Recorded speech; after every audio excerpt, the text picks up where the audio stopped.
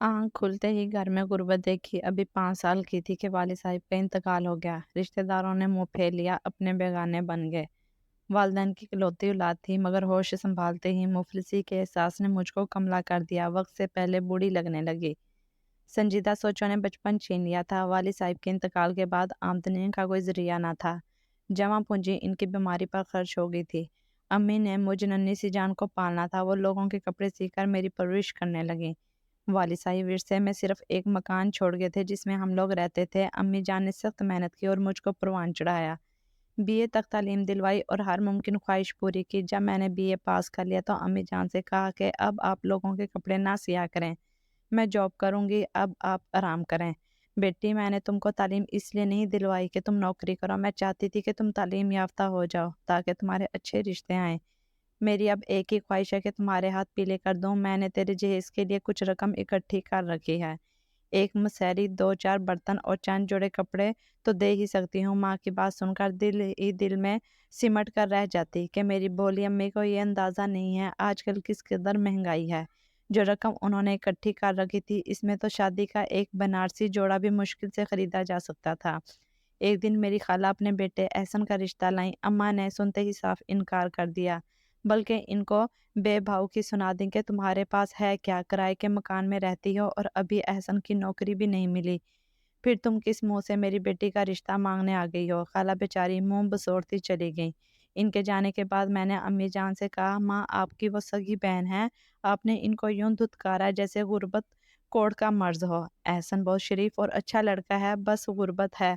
मगर ये भी तो सोचिए कि जहेज का कोई मसला नहीं होगा और लोग तो जहेज मांगते हैं। ना मांगे जहेज, मगर मैं इनको तुम्हारे काबिल नहीं समझती। बेटी, ये तेरे सोचने की बातें नहीं हैं। मैं तेरी माँ हूँ, तेरे लिए बेहतर सोच सकती हूँ।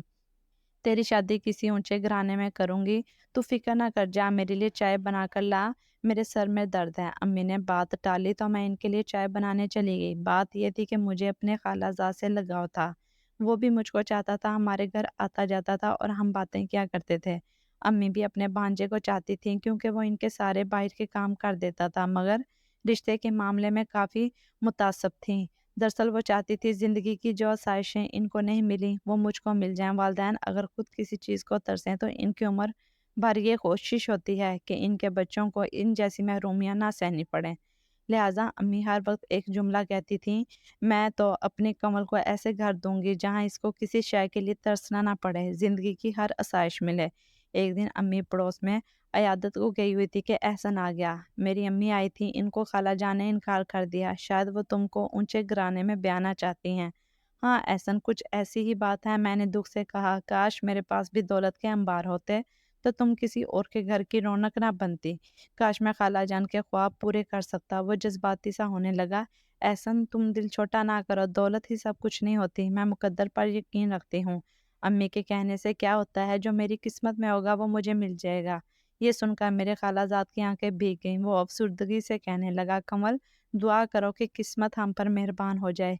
ये कहकर वो चला गया। इसके जाते ही वालदा घर में दाखिल हुई। मैं किचन में चाय बना रही थी। अम्मी ने खुश होकर कहा, कमल खाला जैनब मिली थी, तुम्हारे लिए बड़ा अच्छा रिश्ता बताया है। लड़का दुबई में होता है और वो लोग शाम को तुमको देखने आ रहे हैं। तुम जरा नहा धोकर बाल संवार लेना और अच्छे कपड़े पहनकर सामने आना ताकि अच्छी लगो।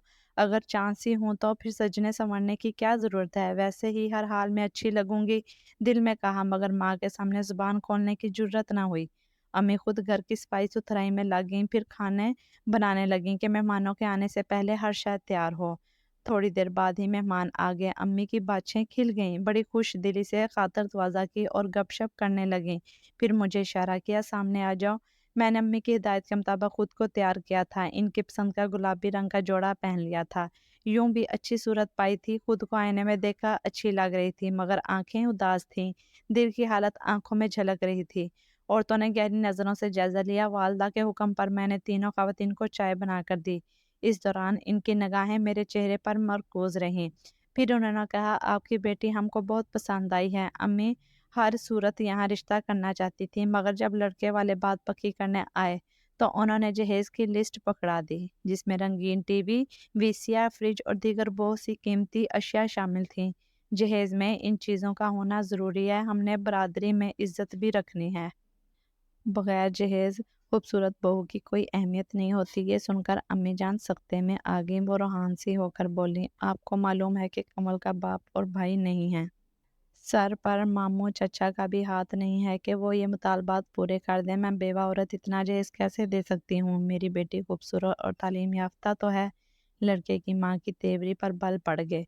बोली, अगर आपको हमारी शराइत मंजूर नहीं है तो ठीक है, हम चलते हैं। हमारे बेटे को लड़कियों की कोई कमी नहीं है। ये कहते हुए उन्होंने अपना पर्स उठाया और खुदा हाफिज कहकर चली गईं। अम्मी बस बुत बनी इनका मुंह देखती रह गईं। कुछ दिन सोगवारी रही, फिर खाला ज़ैनब एक रोज़ आई। इस बार वो एक अच्छा रिश्ता लाई थी। अम्मी खुश हो गईं, चहकर मुझसे कहा, देखा बेटी, मैं ना कहती थी कि इस दुनिया में अच्छे लोगों की कमी नहीं। खुदा के घर देर है मगर अंधेर नहीं। इस बार लड़का और इसके घर वाले मुझको देखने नहीं आए, बल्कि उन्होंने अम्मी को बुला लिया कि आप हमारे घर आकर लड़का देख जाएं। वो लड़का क्या था, 50 साल का बूढ़ा था और रंडवा भी था। अम्मी ने इसकी सूरत देखकर ही इनकार कर दिया। अब फिर रिश्तों की तलाश हुई। गर्ज कुछ और भी रिश्ते देखे मगर सभी आए और चले गए। तब कहीं जाकर अम्मी जान को समझ में ये बात आ गई कि जहेज के बगैर बेटी की शादी अच्छे घर में नामुमकिन है। एक दिन बहुत सोच के बाद गोया हुई, बेटी कमल, अगर तुम मुलाजमत करना चाहती हो तो कर लो, मेरी तरफ से इजाज़त है। मैंने अगले दिन से भागदौड़ शुरू कर दी। अपनी सहेलियां और हम जमायतों से कहा, इनके भाई जहाँ जॉब करते थे इनके ज़रिए दरख्वास्तें जमा करवाईं। आखिर माकूल तनख्वाह पर एक दफ्तर में मुलाजमत मिल गई। माँ मेरी तनख्वाह का 1 रुपया भी खर्च नहीं करती थी और हर 3 माह बाद मेरे जहेज की कोई ना कोई शय खरीद लाती थी। मगर इतनी महंगाई में भला 3,000 की रकम क्या मैंने रखती है। नौकरी चलती रही और यूं पूरे 7 वर्ष बीत गए। अब मेरा जहेज मुकम्मल था। टीवी, वीसीआर, फ्रिज, सोफे, पर्दे, डिनर सेट, वाटर सेट, गर्ज हर शय ज़रूरत की माँ ने खरीद ली थी। अब मैं पूरे 30 वर्ष की हो चुकी थी। मुसलसल नौकरी की थकन से मेरा रंग रूप उजड़ गया था और एक मुरझाए हुए फूल की तरह मैं 35 से कम की नहीं लगती थी। खाला ज़ैनब तो रिश्ते दिखाते दिखाते थक चुकी थी और बीमार पड़ी थी। माँ ने एक दो और रिश्ते वालियों से बात की, तभी एक बहुत अच्छा रिश्ता आ गया। लड़का बैंक मैनेजर था। माँ ने सबसे पहले इन्हें जहेज दिखाया। वो राजी हो गया। अब मुझे देखना बाकी था। जब उन्होंने मुझे देखा तो वो औरतें बुझकर रह गईं, फौरन जाने को ही और चलते से इतना कहा कि लड़की की उम्र ज़्यादा है। ये बात सुनकर मुझको हंसी आ गई कि जब उम्र कम थी तो जहेज नहीं था और अब जहेज है तो उम्र ज़्यादा है। औरतें गईं तो अम्मा रोने बैठ गईं, मगर मैं रोई नहीं। समझाने लगी कि माँ, इनकी बात गलत नहीं थी, आप क्यों रो रही हैं? वाकई मेरी उम्र ज़्यादा है। अभी माँ के आंसू खुश्क हुए थे कि खाला ज़ैनब आ गई। बेचारी बीमारी के बावजूद किसी तरह आ गई थी कि एक अच्छा रिश्ता था। वो लोग भी साथ आए थे। अम्मी ने इनको अंदर बिठाया और मुझको चाय लाने को कहा। जाने मुझको यकदम क्या हुआ कि मेरा सर घूम गया। कभी माँ के आगे ना बोली थी, कभी इनके हुक्म अधूली ना की थी, मगर इस बार पैमाना सबर लबरेज हो गया और इनके सामने जाने से साफ इनकार कर दिया। मैंने अम्मी जान के आगे हाथ जोड़कर कहा, माँ, मैं शोकेस में रखा हुआ खिलौना नहीं हूँ कि जब चाह पसंद किया और जब पुराना हुआ तो गली में फेंक दिया। मैं हरगिज़ इन हवस परस्त लोगों के सामने ना जाऊंगी। ये सारे लोग एक जैसे ही हैं। माँ ने नहायत बेचारगी से मुझको देकर कहा, बेटी, आखिरी मर्तबा मेरी इज्जत रख ले, फिर कभी किसी के सामने ना जाना। यहाँ मैं पूरा उम्मीद हूँ अब इनकार ना होगा। तभी मैंने जहरखंद लहजे में कहा, माँ, आप तो आज से 7 वर्ष पहले भी पूरी उम्मीद थी। खैर, अम्मी की हालत गैर देख कर मैंने अपने हवास काबू में किए, बाल संवारे और इनके सामने चाय की ट्रे लेकर चली गई। तभी लड़के की बहन ने लब खोले, अम्मी, लड़की तो प्यारी है, हाँ, मगर उम्र ज़रा ज़्यादा है। इसकी माँ ने जवाब दिया, ये हमारे मुनव्वर से बड़ी होगी। ये सुनना था कि मेरे कान झनझना उठे। मुझ पर जुनूनी कैफियत तारी हो गई। वो तो चली गई मगर मेरा गुस्सा आसमां से बातें करने लगा। अपने जहेज की एक एक शय उठा उठा कर फेंकनी शुरू कर दी। सासा रोती चिल्लाती कह रही थी कि ये लो, लोगों, खाली हाथ ना जाओ, ये सब कुछ भी अपने साथ लेते जाओ। मेरी उम्र ज़्यादा है तो क्या हुआ? तुमने कब मुझसे शादी करनी है? तुमने तो मेरे जहेज से शादी करनी है। तुम ही लोगों के मुतालबे पर तो मैंने अपनी ज़िंदगी के साथ खूबसूरत ख्वाबों भरे कीमती साल ज़ाया किए। अब मेरी उम्र ज़्यादा है तो क्या हुआ? मेरा जहेज भी तो ज़्यादा है।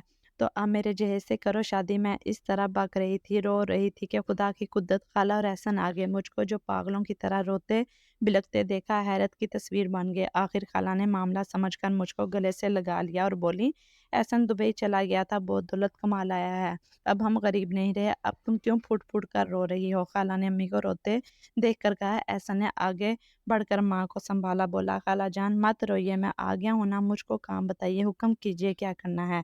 मैंने कमल की शादी करनी है और इसका कोई मौजूद रिश्ता नहीं मिल रहा बेटे, इसीलिए रो रही हूँ। क्या मैं आपकी आरज़ू पूरी नहीं कर सकता खाला जान? अब तो मैंने रुपया कमा लिया है, क्या अब भी आप मुझको कमल के काबिल नहीं समझती? तभी अम्मी जान ने आगे बढ़कर इसकी पेशानी चूम ली और कहा, बेटे मुझे माफ़ कर दो, मैंने तुम पर और कमल पर बड़ा जुल्म किया है, मगर जोड़े आसमान पर बनते हैं, शायद कमल की किस्मत में तुम ही थे। ये सुनकर खाला का चेहरा खिल गया।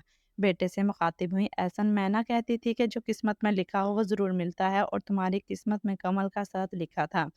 तब मैं सोच रही थी कि शायद मेरा जज्बा भी एहसन की तरह सच्चा था कि इतनी मुद्दत गुजर गई मगर हम एक दूसरे के लिए गैर शादीशुदा ही रहे, और आज रास्ते की तमाम दीवारें गिर गई थी, मेरी रोती आंखें मुस्कुराने लगी और मुझको अपनी किस्मत पर नाज हुआ।